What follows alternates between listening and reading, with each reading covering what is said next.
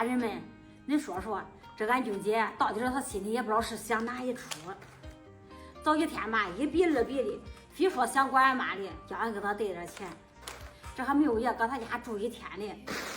这领着有啥俺妈人去住去了？你说说，他这心里也不知道是咋想的，哟，真是琢磨不透。这他伺候啊，本来我也就不主张，可是吧，俺大姐也没搁家，就俺姊妹俩搁家里。他非说伺候的，你说说，这我能咋说嘞？这我爸每到快晌午的时候，这喊俺妈上这里吃饭也很习惯了。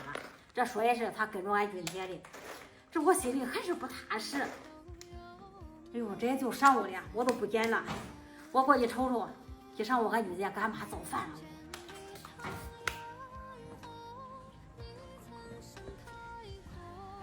妈，这就上午了，俺俊姐恁还没做饭呢？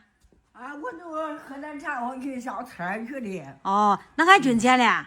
那俊姐敲饭啊，拿一个馍给我搁这儿了。他说我说路，他回来早了，他做饭。他要回来完了给我烧点汤，烤个萝卜炒炒。哦，这他这可怪行，说也是他管着你的，这叫你给他做饭吃的，这也不知道是他伺候你的，也不知道是你伺候他的。妈，你也别管了，走吧，上俺家去吧。我中午得做饭嘛。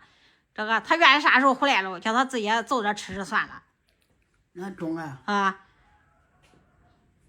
走，你给这堂屋门给他锁住，那大门都给他别起来都中了。中了啊，走。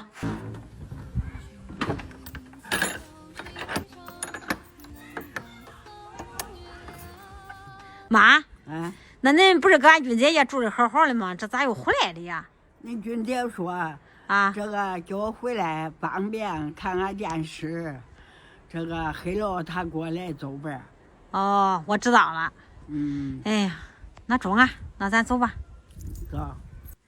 妈，你那箱子锁住了，没啥事你都别开它。钥匙漏你随身携带着，装你那布袋里啊。